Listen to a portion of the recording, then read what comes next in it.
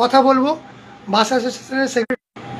Madam, প্রথমত হচ্ছে congratulation, আপনাদের যে আন্দোলন করলেন তো সেই আন্দোলন একটা সঠিক দিকেই যাচ্ছে এবং প্রশাসনের তরফ থেকে যেটা আপডেট এসেছে সে ব্যাপারে যদি একটু আমাদের দর্শকদেরকে অবহিত করেন। থ্যাংক ইউ আপনাদেরকে। আপনারা অনেক কষ্ট করে আমাদের এই খবর সম্প্রচার করে গেছেন কন্টিনিউ, তার জন্য প্রত্যেকটি সংবাদ মাধ্যমকে আমাদের অ্যাসোসিয়েশনের পক্ষ থেকে, আমার 350 বাস মালিকের পক্ষ থেকে এবং আমার সমস্ত শ্রমিকদের পক্ষ থেকে অসংখ্য অসংখ্য ধন্যবাদ। তো আমাদের যেটা আপডেট এসেছে সেটা আপনাদের সংবাদ মাধ্যমের মধ্যে জনগণকে জানাতে চাই। আমাদের আজকে 3টের সময় একটা প্রশাসনিক বৈঠক ডাকা হয়েছিল। সেই প্রশাসনিক বৈঠকে কোনোরকম কোনো সিদ্ধান্তে উপনীত হওয়া যায়নি, সেই আপডেটও আমরা দিয়েছিলাম। তো এখন যেটা আমাদের নতুন করে ওনারা জানিয়েছিলেন যে একটা বৈঠক মানে ভিসি হবে, নবান্নে রাজ্যের সঙ্গে ভিসি চলবে 3টে থেকে। সেই ভিসি কমপ্লিট হলে এসডিও স্যার বলেছিলেন উনি আমাদের আপডেট জানালে আমরা তারপর সিদ্ধান্ত নেব।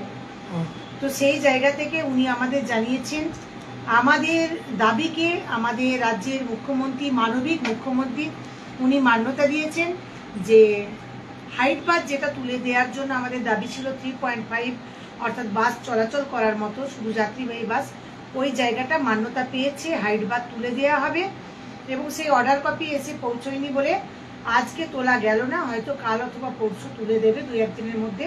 সেই জায়গায় আমরা মুখ্যমন্ত্রীর কথা ভেবে বা ওনার রিকোয়েস্টে বা আমাদের আরামবাগ এসডিও মহাশয়ের রিকোয়েস্টে আমরা কাল থেকে বাস পরিষেবা দিচ্ছি। তবে আমাদের কিন্তু দাবিটা রয়েই গেল, হাইট বার কিন্তু খুব শীঘ্রই তুলতে হবে। এখানে আমাদের কিছু প্রশ্ন আছে।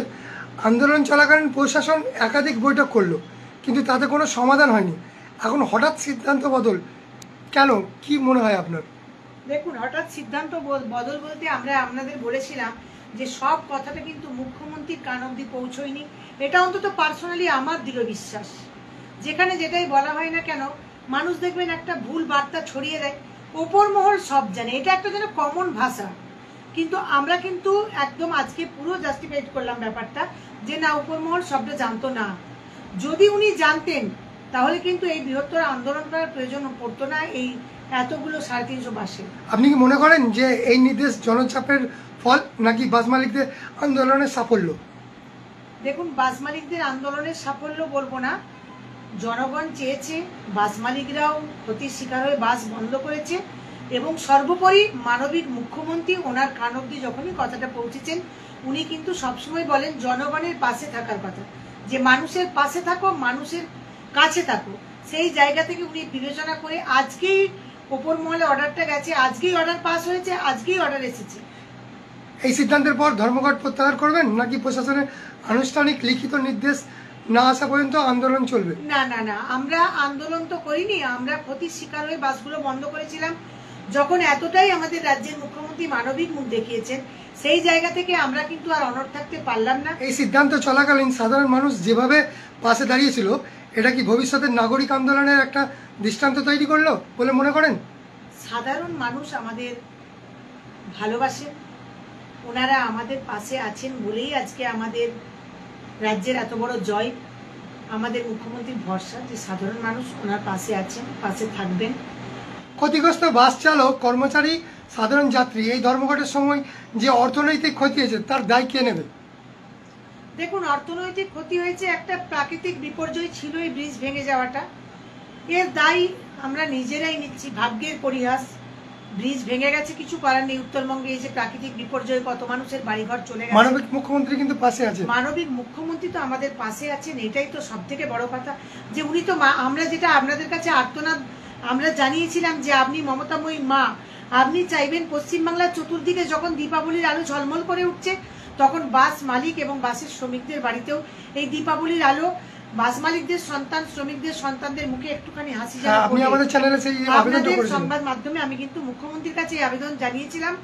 আমরা আবারও বলবো, মুখ্যমন্ত্রী অত্যন্তই মানবিক একটা মুখ, আপনারা প্রত্যেকেই জানেন। উনি তাই আজকে আমাদের সুবিচার দিয়েছেন, ওনার প্রতি আমাদের দলের আস্থা আছে, আমাদের বাস মালিকদের আস্থা আছে, আমার শ্রমিকদের আস্থা আছে। শেষ কথা, প্রশাসন এখনো পর্যন্ত লিখিত কোনো অর্ডার দেয়নি, আপনারা সম্পূর্ণ ভরসার উপরেই আছেন। এই ভরসাটা যদি কোথাও ভাঙে তাহলে কি আন্দোলন কি করবেন? ভরসা ভাঙার কোনো জায়গা নেই, যদির কথাটা আমরা পরে চিন্তা ভাবনা তো অবশ্যই করব, কারণ আমরা আগে হলে এটা ভরসাটা রাখতাম না, যেহেতু খোদ নবান্ন থেকেই অর্ডার এসেছে আমাদের ভরসা আছে এটা মানে আমাদের কার্যকরী হবেই।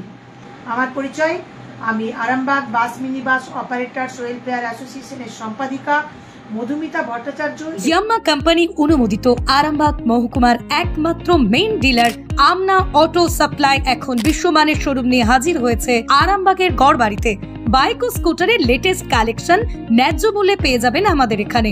অত্যাধুনিক মেশিন, কম্পিউটারের সাহায্যে গাড়ির সমস্ত ফল্ট চিহ্নিত করা এবং কোম্পানির ট্রেনিং প্রাপ্ত মেকানিক দ্বারা গাড়ির সার্ভিসিং করার সুব্যবস্থা রয়েছে। একই ছাদের তলায় রয়েছে ইয়াম্মা কোম্পানির অরিজিনাল স্পেয়ার পার্টস এর বিরাট কালেকশন। এখানেই শেষ নয়, ইয়াম্মা কোম্পানির unbreakable helmet, riding jackets, gloves, টি শার্টেরও বিরাট কালেকশন রয়েছে। তাই বাইক মানি হলো জাপানি ইয়াম্মা, আর ইয়াম্মা মানি হলো আমনা অটো সাপ্লাই। 35 বছর ধরে আপনাদের জীবন পথের সঙ্গী। আমাদের ঠিকানা গড়বাড়ি, আরামবাগ, হুগলি। যোগাযোগ নাম্বার 9083247009 অথবা যোগাযোগ করুন 9083247007।